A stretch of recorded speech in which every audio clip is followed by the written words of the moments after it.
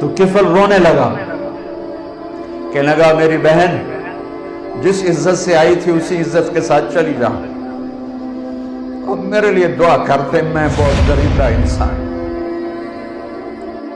اور جو تجھے پیسے دی بہت بڑی رقم تھی، لے جا تجھے ہدیہ ہے۔ جب صبح ہوئی وہ گھر پہنچی، کفل مر گیا، اچانک مر گیا، اور یہ اتنا گندا انسان تھا کہ کل اس کی میت کو دیکھ کر کوئی اسے کندھا دینے نہ آتا، کوئی اس کا جنازہ پڑھنے نہ آتا۔ کفل کے پیچھے تو موسیٰ علیہ السلام ہیں، میرے آپ کے پیچھے تو محمد مصطفیٰ ہیں۔